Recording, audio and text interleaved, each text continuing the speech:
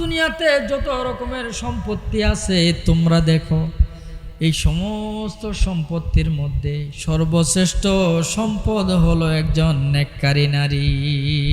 বলি সুবহান। ইসলাম সম্মান দিছে, ঠিক না? তো সাহাবী বর্ণনা করতেছেন, ইয়া রাসূলুল্লাহ, আমি চলে গেছি দূরবর্তী জায়গায়, চলে গেছি অন্য দেশে ব্যবসার উদ্দেশ্যে। এদিকে আমার 5-6 বছর লেগে গেছে ব্যবসার কাজ শেষ করতে। এবার যখন বাড়িতে ফেরত আসলাম, আসার পরে স্ত্রী আমাকে অনেক আদর যত্ন করতেছে, কাছে বসে আমার সাথে গল্প গুজব করে অনেক কথাই বলে, কিন্তু ওই যে গর্ভে একটা সন্তান রেখে গেছিলাম এটার ব্যাপারে কোনো তথ্য দেয় না। এইভাবে 1 দিন 2 দিন চলে গেছে। এই 1-2 দিনের মধ্যে আমি লক্ষ্য করতাম, মাঝে মধ্যে হঠাৎ করে দেখতাম আমাদের রান্নার ঘর থেকে ছোট বাচ্চা একটা দৌড় দিয়ে অন্য ঘরে যায়, বাড়ির এক পাশ থেকে দৌড় দিয়ে অন্য দিকে যায়। স্ত্রীকে জিজ্ঞেস করতাম, স্ত্রী বাচ্চাটা কে? স্ত্রী কোনো কথা বলতো না। তো একদিন বাচ্চাটা খেলাধুলা করতে করতে দৌড়ায় আমার সামনে চলে আসছে। আমি বাচ্চাটার মুখের দিকে তাকায় আছি, এত সুন্দর বাচ্চা মক্কায় আর আমি দেখি নাই। এত সুন্দর বাচ্চা কিভাবে হয়? আমি যে বাচ্চাটার দিকে তাকাইছি চোখ ফেরাইতে পারি না। একটু পরে মনে হলো বাচ্চাটা ছোট, আমার একটু আদর করা দরকার। এবার বাচ্চাটারে আমি কুলে উঠাই নিছি, বাচ্চার 2 গালের মধ্যে আমি চুমা দিয়ে দিছি।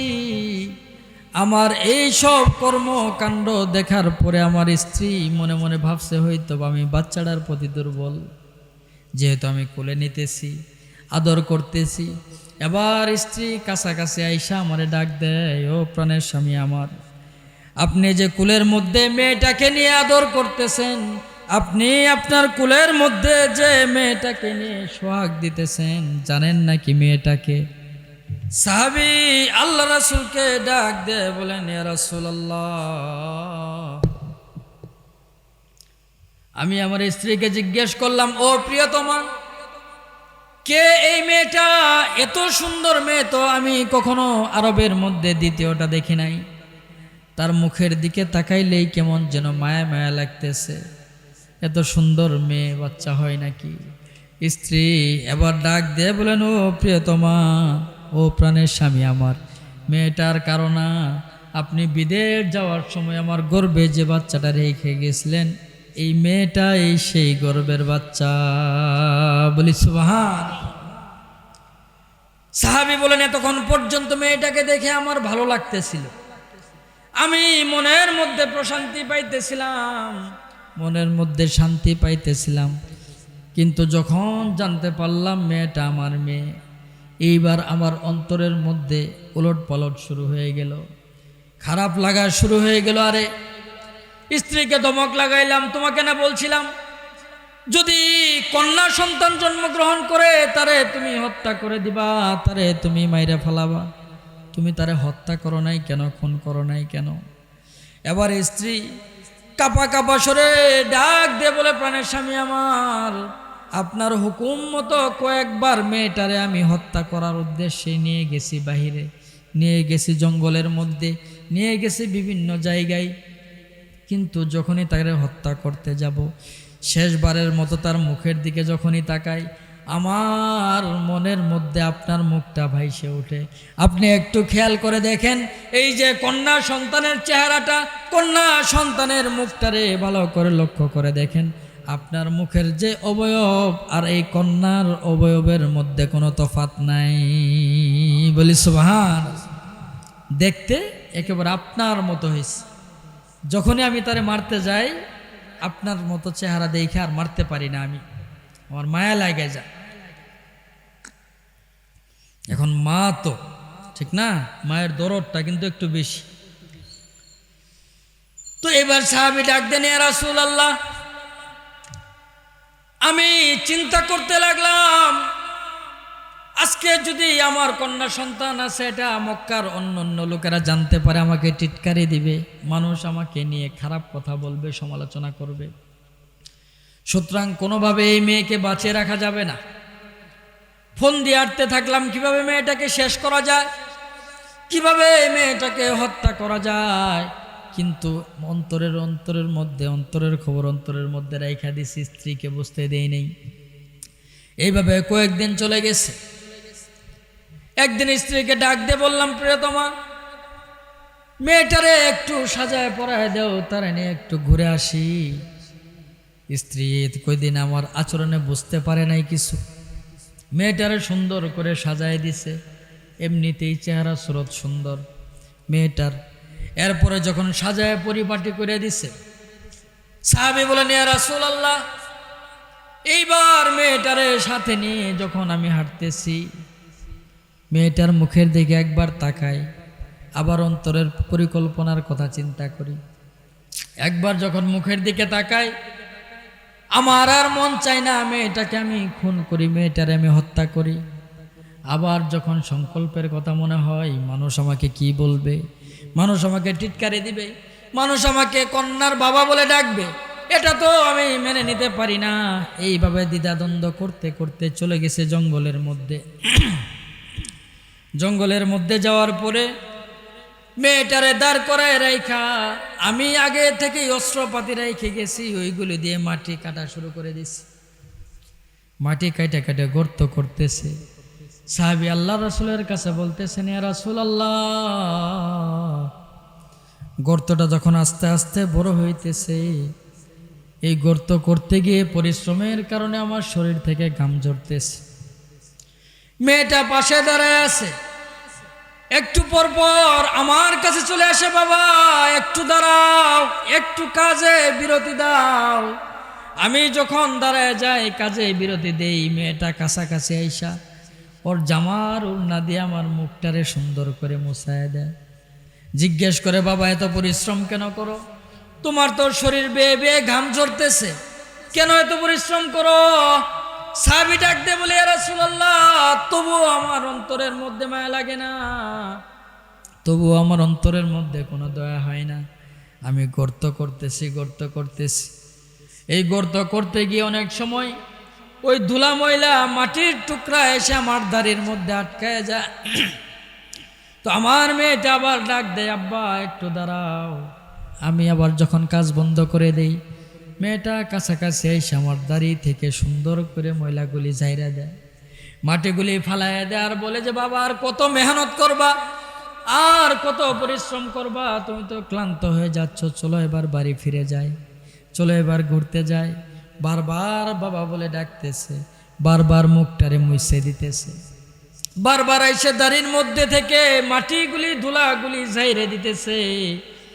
সাহাবী বলেন, ইয়া রাসূলুল্লাহ, আমি এতটাই জঘন্য ছিলাম, এতটাই খারাপ ছিলাম, আমার অন্তরের মধ্যে কোনো মায়া লাগে নাই, আমার অন্তরের মধ্যে কোনো দয়া লাগে নাই। এবার গর্তটা যখন গভীর হয়ে গেছে, আমি কন্যাকে ডাক দিলাম, মা আসো দেখে যাও গর্তটা কত সুন্দর হয়েছে।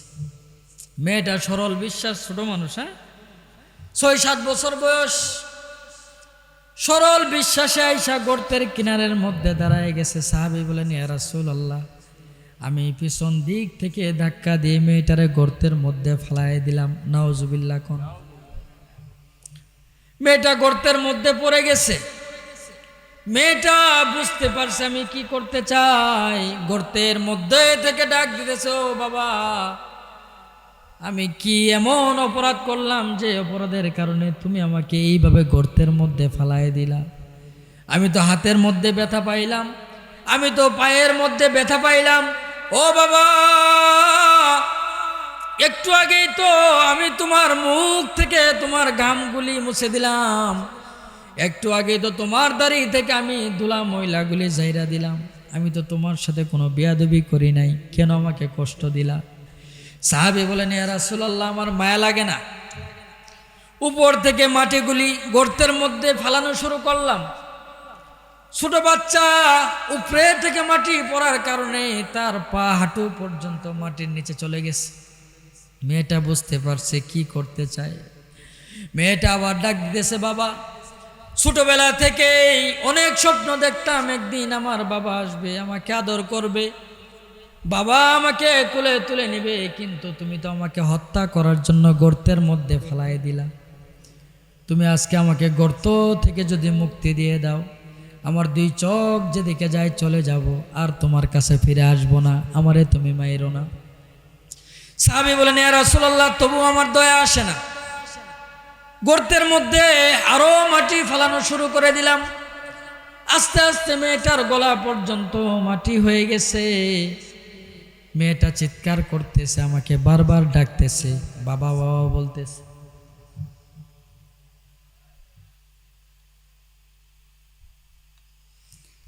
কিন্তু আমার অন্তরের মধ্যে কোনো মায়া নাই, আমার অন্তরের মধ্যে কোনো দয়া নাই।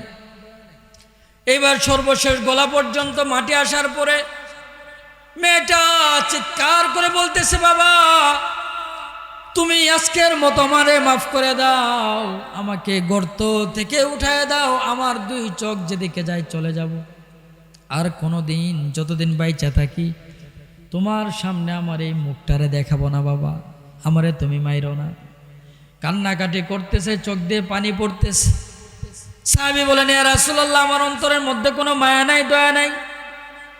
সর্বশেষ যখন তাকে আমি মাটি দিয়ে একেবারে ঢেকে দিয়ে চলে আসতেছিলাম, ওই দিনের পর থেকে নিয়ে আজ পর্যন্ত আমার কানের মধ্যে ওই আওয়াজটাই বাজে, যেন আমার ওই মেয়েটা ডাক দিয়ে বলতেছে, বাবা তুমি আমারে কেন মারতেছ?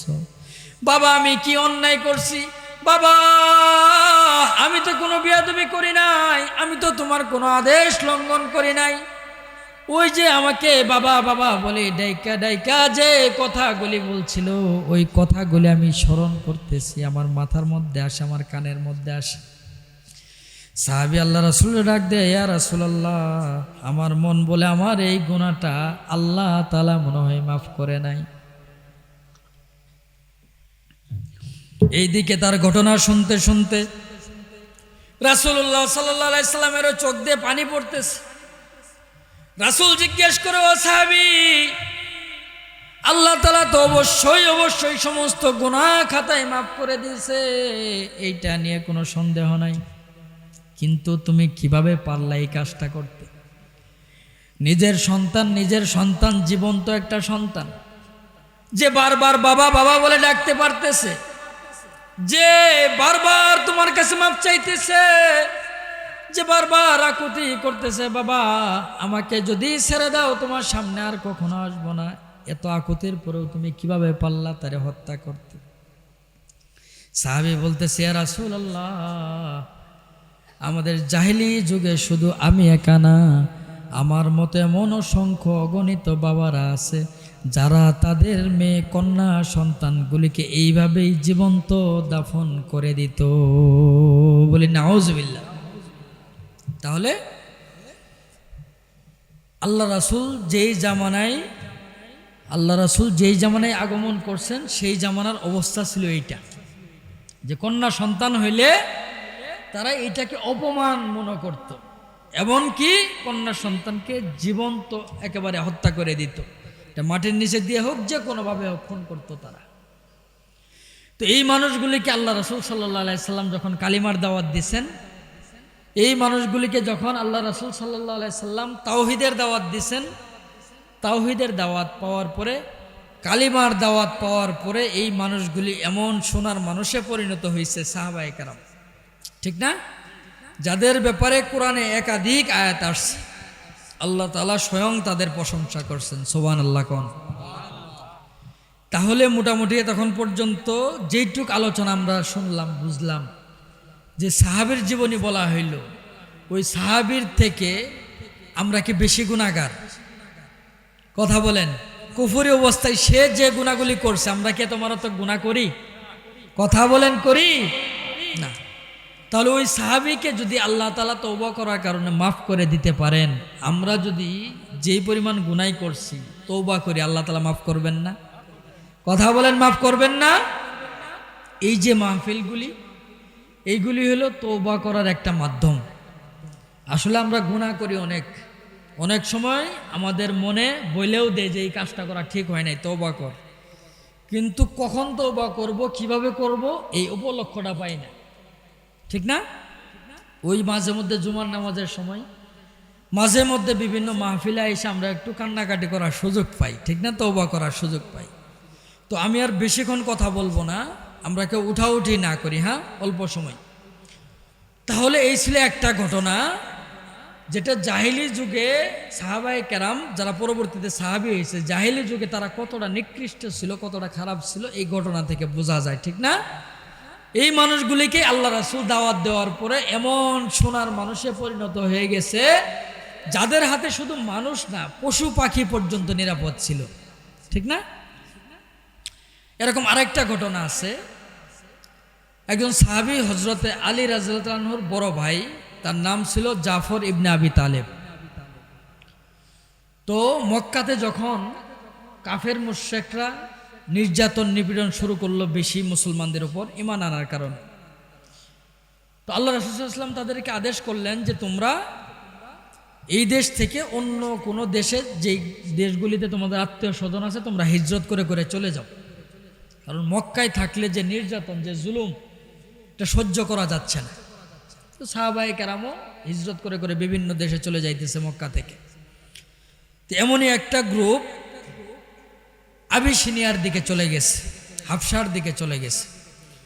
আল্লাহ রাসূল বলে দিছে যে হাবশার যিনি বাদশাহ আছেন উনি খ্রিস্টান। তো উনি যদিও খ্রিস্টান, কিন্তু ঈসা আলাইহিস সালামকে উনি মানেন। তো যেহেতু ঈসা আলাইহিস সালামকে মানেন, একজন নবীকে তো মানে, তো তাদের মধ্যে কিছু দিনের বুঝ আছে, ওই দেশে গেলে তোমরা নিরাপত্তা পাবা। তো সাহাবায়ে কেরামের প্রথমে একটা দল চলে গেছে, উসমান ইবনে আফফান রাদিয়াল্লাহু তাআলার নেতৃত্বে 15-16 জনের একটা গ্রুপ।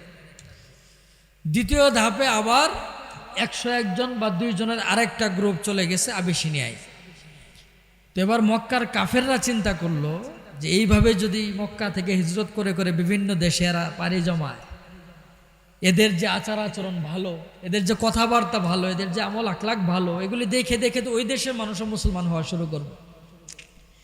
তো এইভাবে যদি মুসলমানের সংখ্যা বাড়তে থাকে, এক সময় এরা এসে মক্কার উপর আক্রমণ করে বসতে পারে, আমরা পড়ে যাবো বিপদে।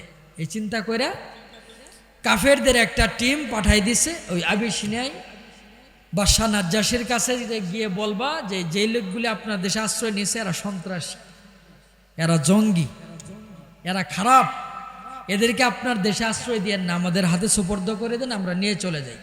মানে তাদের এমন সব বদনাম করবা যে বদনামগুলি শুনে বাদশা তাদেরকে রিটার্ন দিয়ে দেয়, ফেরত দিয়ে দেয়। আসলে কি এই লোকগুলি খারাপ ছিল? কথা বলেন, খারাপ ছিল না। তাদের একটাই দোষ ছিল, তারা ঈমান আনছে আল্লাহর উপর, ঠিক কিনা? কথা বলেন, ঠিক কিনা? আর কোনো দোষ ছিল না। তো এবার কাফেররা চলে গেছে, গিয়ে বাদশা নাজ্জাশীর কাছে অভিযোগ করছে যে বাদশাহ, আপনার দেশে যে লোকগুলি আইসা আশ্রয় নিয়েছে এরা তো ভালো লোক না, এরা তো আপনার দেশে বিশৃঙ্খলা সৃষ্টি করবে, এরা আপনার দেশে আইসা মানুষের মধ্যে সম্পর্ক বিচ্ছেদ করাই দিবে, ডিবেট তৈরি করে দিবে। তো এদেরকে আমাদের হাতে সুপর্দ করে দেন, আমরা নিয়ে চলে যাই।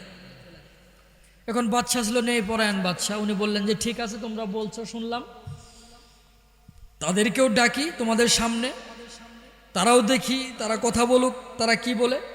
তাদের কথা শোনার পরে 2 গ্রুপেরটা মিলায় এরপর আমি ফাইসালা দেব। এবার বাদশা সাহাবায়ে কেরামকে ডাকছে। তো সাহাবায়ে কেরামও আস্তে আস্তে চিন্তা করছে যে হয়তোবা কোনো একটা ঝামেলা হয়েছে, নইলে তো সবাই ডাকার কথা না। তো এবার ঝামেলা হইলে বাদশার সাথে কথা বলবে কে? একজন আমির নির্ধারণ করা দরকার। ওই সাহাবায়ে কেরামের মধ্যে যিনি দলপতি ছিলেন জাফর ইবনে আবি তালেব, তাকে নির্ধারণ করা হইল যে আপনি বাদশার সাথে কথা বলবেন, আমরা কেউ আর কথা বলবো না। তো এবার যখন সাহাবায়ে কেরাম বাদশার দরবারে চলে আসছে, বাদশা তাদেরকে জিজ্ঞেস করলো, মক্কা থেকে কিছু লোক আসছে, তোমাদের ব্যাপারে অভিযোগ নিয়ে আসছে, তোমরা নাকি মক্কার মধ্যে খুন খারাপি করো, তোমরা নাকি মক্কার মধ্যে মানুষে মানুষে কাইজা লাগাই দাও, তোমরা নাকি জঙ্গি, তোমরা নাকি সন্ত্রাসী কর্মকাণ্ড করো, তোমাদেরকে ফেরত নেওয়ার জন্য তারা আসছে, এখন তোমাদের কি বক্তব্য আছে তোমরা বলে দাও। এবার জাফর ইবনে আবি তালেব রাদিয়াল্লাহু তাআলা আনহু সামনের দিকে আগায় গেছে, আগায় গিয়ে ডাক দিয়ে বলে, বাদশা নামদার, ওনারা যে অভিযোগ করছে কোনো অভিযোগই সত্য না, আমরা এমন কিছুই করি নাই, শুধুমাত্র এইটুকুন পরিবর্তন হয়েছে, আমাদের মাঝে একজন রাসূলের আগমন ঘটছে, আমাদের মাঝে আল্লাহ তাআলার একজন দূত আসছে। এই দূত আসার পরে আমাদের কাছে আল্লাহ তাআলার তাওহীদের দাওয়াত দিছে, আর আমরাও দলে দলে দলে দলে এই লোকের হাতের উপর হাত রাখা মুসলমান হয়ে গেছি। এটাই আমাদের দোষ। অথচ আমরা যখন কাফের ছিলাম, আমাদের মাঝে খারাপ খারাপ অনেকগুলি গুণ ছিল। আমরা কাফের থাকা অবস্থায় মূর্তি পূজা করতাম, আমরা কাফের থাকা অবস্থায় মৃত জীবজন্তু খাইতাম, আমরা কাফের থাকা অবস্থায় অশ্লীল কাজের মধ্যে লিপ্ত হয়ে পড়তাম। এইভাবে মোটামুটি 7টা কাজের ফিরিস্তি দিছে। আমরা আত্মীয়তার সম্পর্ক ছিন্ন করতাম, আমরা যারা সবল ছিলাম দুর্বলদের উপর জুলুম নির্যাতন করতাম, আমরা কথায় কথায় ঝগড়া লাগাই দিতাম, আমাদের মধ্যে যে ক্ষমতাসীন ছিল সে ক্ষমতাহীনদের উপর জুলুম নির্যাতন করত, আমরা এতিমের মালকে ভক্ষণ করতাম।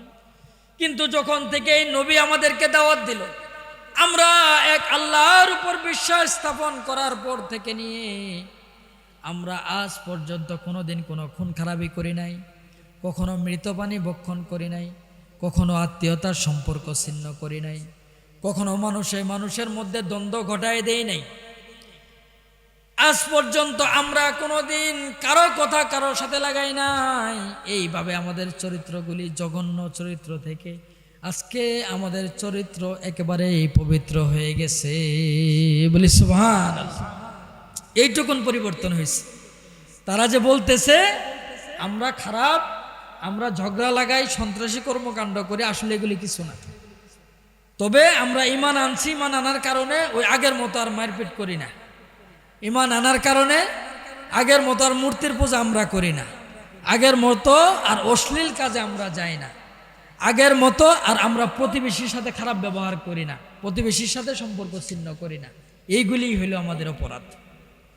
এবার বাদশা কাফেরদেরকে ডাক দেয় যে কথা কান্না সত্য, তোমরা যে অভিযোগ করলে এরা খারাপ, কিন্তু এদের চরিত্র তো দেখতেছি এখন আগে যা ছিল ছিল, এখন যে চরিত্র হয়েছে এর থেকে ভালো তো আর কিছু হইতে পারে না।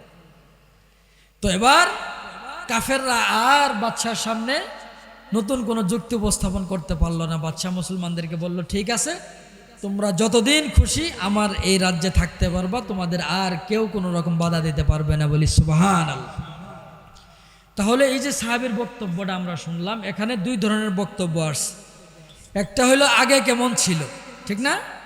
আগে সমস্ত প্রকার খারাপ গুণগুলি তাদের মধ্যে ছিল, অথচ এই মানুষগুলি ইসলাম কবুল করার কারণে, দিন গ্রহণ করার কারণে আবার সোনার মানুষে পরিণত হয়ে গেছে। এদের মধ্যে আর খারাপ আচরণ, খারাপ অভ্যাস আর ছিল? কথা বলেন, ছিল? আজকের আলোচনার মূল বিষয় আমার এইটাই, যে আল্লাহ রাসূল এই রবিউল আউয়াল মাসে জন্মগ্রহণ করেন, ঠিক না? আবার এই রবিউল আউয়াল মাসেই উনি ইন্তেকাল করেন। মাঝখান দিয়ে যেইটুকুন মেহনত উনি মানুষের পিছে করে গেছেন, এই যে জঘন্য জঘন্য মানুষগুলিকে দাওয়াত দিয়ে দিয়ে এমন সোনার মানুষে রূপান্তরিত করে ফেলাইছেন, যাদের ব্যাপারে আল্লাহ রাসূল স্বয়ং বলেন খৈরুল কুরুনি করনি, যে এই পৃথিবীর মধ্যে আসমানের নিচে জমিনের উপরে যত মানুষ আছে, এই সমস্ত মানুষের মধ্যে এই মানুষগুলি সর্বশ্রেষ্ঠ হয়ে গেছে। বলি সুবহানাল্লাহ। এটা ছিল আল্লাহ রাসূলের মিশন, এটাই ছিল আল্লাহ রাসূলের দাওয়াত। তাহলে এই রবিউল আউয়াল মাসে আমাদের সিদ্ধান্ত নিতে হবে যে আমরা শুধু আল্লাহ রাসূলের জীবনী গল্প কাহিনী শুনলেই হবে না, বরং সাহাবায়ে কেরাম যে গুণগুলি অর্জন করার কারণে সোনার মানুষ হয়ে গেছে, সাহাবায়ে কেরাম যে গুণগুলি অর্জন করার কারণে স্বয়ং আল্লাহ রাসূল তার প্রশংসা করতেছে, স্বয়ং আল্লাহ তাআলা তাদের প্রশংসা করতেছে, আমাদের মধ্যেও সেই গুণগুলিকে আনতে হবে। ঠিক কিনা? কথা বলেন, ঠিক কিনা? পরস্পরের মধ্যে ঝগড়া বিবাদ করা যাবে? কারো উপর জুলুম নির্যাতন করা যাবে? আত্মীয়তার সম্পর্ক ছিন্ন করা যাবে? গরিবদের উপর অত্যাচার করা যাবে? আরেকজনের জমি দখল করা যাবে? হ্যাঁ, এই সমস্ত খারাপ গুণগুলি থেকে আমাদের বেরিয়ে আসতে হবে, ঠিক না? যদি বেরিয়ে আসতে পারি, তাহলে আপনি আমিও ওই সাহাবায়ে কেরামের অনুসরণ করার কারণে আল্লাহ তাআলার কাছে তারা যেমন দামি হয়ে গেছে, আমরাও দামি হয়ে যাব। ঠিক কিনা? কথা বলেন, ঠিক কিনা? স্বয়ং আল্লাহ তাআলাও এই সাহাবায়ে কেরামের প্রশংসা করে সূরা ফাতিহার শেষে আলোচনা করেন। আল্লাহ তাআলা বলেন, সীমাহুম ফি বুজুহিহিম মিন আসারিস সুজুদ। আল্লাহ তাআলা বলতেছেন সাহাবায়ে কেরামের চরিত্র কেমন ছিল। তাদের মধ্যে এমন চরিত্র ছিল, যদি তাদের দিকে তোমরা তাকাও দেখবা কেউ সিজদায় আছে, কেউ রুকুতে আছে, কেউ নামাজ পড়ে, কেউ জিকির আজগার করে, সব সময় আল্লাহ তাআলার ধ্যানে খেলে আছে, সব সময় আল্লাহ তাআলাকে কিভাবে রাজি করা যায় এই ফিকিরের মধ্যে আছে সাহাবায়ে কেরাম। যখন তাদের মুখের দিকে তাকাবা, তাদের মুখের দিকে তাকাইলেই তোমরা বুঝতে পারবা লোকগুলি সেজদা দিয়ে আসলো, লোকগুলি নামাজ পড়ে আসলো, লোকগুলি জিকির করে আসলো, লোকগুলি ভালো কোনো না কোনো কাজ থেকেই ফেরত আসলো। বলি সুবহানাল্লাহ। স্বয়ং আল্লাহ সাহাবায়ে কেরামের প্রশংসা করতেছে। মুহাম্মাদুর রাসূলুল্লাহ আল্লাযীনা মাআহু আশিদ্দাউ আলাল কুফার রুহামাউ বাইনাহুম তারাহুম রুকআন সুজদা। আল্লাহ বলেন তোমরা দেখবা কখনো এরা সেজদা করতেছে, কখনো এরা রুকু করতেছে, তার মানে কখনো নামাজ পড়তেছে তারা, ঠিক কিনা? তো সাহাবায়ে কেরাম যদি নামাজ পড়ার কারণে তো দামি হয়, আমাদের নামাজ পড়ার দরকার আছে কি নাই? কথা বলেন আছে কি নাই? নামাজ কি পড়ি আমরা? তাহলে হারায় ওয়াজ শুনে লাভ কি বলেন? নামাজের ওয়াজ এর আগেও হয়েছে না, কিন্তু আমরা তো ধরি নাই, ঠিক না? আজকে থেকে আমরা শুরু করব। নিয়ত করা যাবে না ইনশাল্লাহ? নিয়ত করা যাবে না ইনশাল্লাহ? যদি এই মাহফিলের মধ্য থেকে একজন মানুষও আজকের বয়ানের পর থেকে নামাজি হয়, এই মাহফিলটা সার্থক, ঠিক কিনা? কথা বলেন ঠিক কিনা? আর যদি মাহফিল কানায় কানায় ভরে যায়, হাজার হাজার মানুষ হয়ে যায়, কিন্তু ওয়াজের কোনো তাসির হইল না, কেউ নামাজি হইল না, কোনো লাভ আছে? কথা বলেন কোনো লাভ আছে? শুধু রাত জাগা হবে আর কিছুই না, ঠিক না?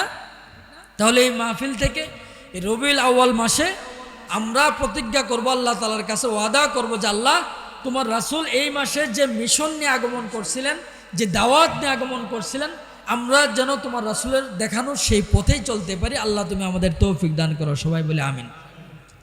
সর্বশেষ কথা হলো, যেহেতু মৃত ব্যক্তিদের রুহের মাগফিরাত কামনায় মাহফিল, ঠিক না? তো আমরা যারা এখানে উপস্থিত আছি, যারা উপস্থিত নাই, মাদারপাড়াবাসী, আমাদের প্রত্যেককে একদিন না একদিন মৃত্যুবরণ করতে হবে কি হবে না? কথা বলেন, মরতে হবে কি হবে না? এই বিশ্বাস আছে তো সবার? সবার আছে তো? আচ্ছা, মরতে হবে এই বিশ্বাস নাই এমন কেউ আছেন? হ্যাঁ, মরতে হবে বিশ্বাস আছে। আচ্ছা, মারা গেলে কি সব শেষ? মারা গেলেই সব শেষ? মারা গেলে সবে শুরু, ঠিক কিনা? দুনিয়াতে আমরা যা কিছুই করছি, নেক আমল করলেও করছি, খারাপ আমল করলেও করছি, এই সব কিছুর প্রতিদান দেওয়া শুরু হবে মৃত্যুর পর থেকে, ঠিক কিনা? কথা বলেন ঠিক কিনা? সর্বশেষ হাসরের মাঠে হিসাব নিকাশ হওয়ার পরে হয় জান্নাত হয় জাহান্নাম, ঠিক না? তাহলে আমাদের মৃত্যুবরণ করার পরেই সব কিছু শেষ হয়ে যাবে না, বরং নতুন একটা জীবন শুরু হবে, ঠিক কিনা? সেখানে গিয়ে যদি আমার গুনাহ থাকে, কবর থেকে আমার আযাব শুরু। তো এখানে যারা আছে, আমরা কি চাই কবরে আমার আযাব হোক? কথা বলেন, কবরে আযাব হোক এটা চাই? তাহলে কোনো গুনার কাজ করা যাবে? নামাজ পরিত্যাগ করা যাবে? আল্লাহ রাসূল হাদিসের মধ্যে বলেন, যে ব্যক্তি ফজরের নামাজ তরক করলো, সে ফজরের নামাজ না পড়ার কারণে ফজর থেকে নিয়ে জোহর পর্যন্ত তারে পিটানো হবে, অথবা বিষধর সাপ দিয়ে দংশন করানো হবে। জোহর না পড়ার কারণে জোহর থেকে আসর পর্যন্ত, আসর না পড়ার কারণে আসর থেকে মাগরিব, মাগরিব না পড়ার কারণে মাগরিব থেকে এশা, এশার নামাজ যারা পড়ে নাই, এশার নামাজ না পড়ার কারণে এশা থেকে ফজর পর্যন্ত তাকে পিড়ানো হবে, অথবা বিষধর সাপ দিয়ে দংশন করানো হবে। নাউজুবিল্লাহ কোন? এই যে আপনাকে বাড়িটা দিবে, আঘাতটা করবে, অথবা সাপে যে সুবলটা দিবে, এটার স্পিড এত বেশি, আপনি আমি 70 হাত মাটির নিচে চলে যাব। নাউজুবিল্লাহ কোন? সহ্য করতে পারবেন? সহ্য করতে পারবেন? যদি সহ্য করতে না পারেন, তাহলে গুনার কাজ করাও যাবে, কারণ গুনাহ করলে তো এগুলি হবে, ঠিক কিনা? এরপরে সর্বশেষ আল্লাহর সামনে দাঁড়াইতে হবে হাসরের মাঠে। আল্লাহর সামনে দাঁড়ানোর পরে আমি দুনিয়াতে কি করলাম না করলাম যাবতীয় কিছুর হিসাব নিকাশ দিতে হবে কি হবে না? কথা বলেন, হবে কি হবে না? দুনিয়াতে আমার গায়ে অনেক অন্যায়ভাবে হুদাই মারি, দুনিয়াতে আমার অনেক অর্থ আছে, আমি মানুষের পিছে অযথা লাগিয়ে থাকি, ক্ষতি করি। আছেন এরকম মানুষ? দুনিয়াতে আমার একটু ক্ষমতা হয়েছে, আমি যা তা আইন করতেছি, আমি যা তা আচরণ করতেছি, মানুষের উপর জুলুম নির্যাতন যেভাবে ইচ্ছা চলতেছি। কিন্তু একদিন আল্লাহর সামনে দাঁড়াইতে হবে কি হবে না? কথা বলেন, হবে কি হবে না? তাহলে আজকের এই মাহফিল থেকে আমার এই সিদ্ধান্তও নিতে হবে যে যেই দিন আমি আল্লাহর সামনে দাঁড়াবো হিসাব নিকাশ দেওয়ার জন্য, সেই দিন যেন আমাকে লজ্জিত না হতে হয়। এই কোটি কোটি মানুষের সামনে যাতে আমাকে লজ্জিত না হতে হয়, সেইভাবে আমি দুনিয়াতে চলে যাব। চেষ্টা করা যাবে না ইনশাল্লাহ? চেষ্টা করা যাবে না ইনশাল্লাহ? তো যদি আমি দুনিয়াতে গুনাহ করি, অবশ্যই কোটি কোটি মানুষের সামনে আমি লজ্জিত হব, ঠিক কিনা? কথা বলেন ঠিক কিনা? আমি আর বিস্তারিত না বলি, যেগুলি গুনার কাজ আছে আমরা সবাই বুঝি। আল্লাহ তাআলা আমাদেরকে সমস্ত গুনার কাজ থেকে বেঁচে থাকার তৌফিক দান করেন, সবাই বলি আমিন। কেউ উঠাউঠি না করি, তুবারকের ব্যবস্থা আছে, ঠিক আছে? আমরা তুবারক নিয়ে এরপরে যাব, ঠিক আছে না ইনশাল্লাহ? উঠাউঠি না করি। তাহলে আজকে আমরা যেমন মৃত ব্যক্তিদের জন্য দোয়া করব, আল্লাহ যেন তাদেরকে মাফ করে দেয়, পাশাপাশি আমরাও আজকে থেকে প্রস্তুতি গ্রহণ শুরু করব যে আমরাও যখন ওই মৃত ব্যক্তিদের কাতারে সামিল হব কবরের মধ্যে, এই কবর যেন আমাকে আযাব দিতে না পারে, এই কবরে যেন আমার কোনো ধরনের আযাব না হয়।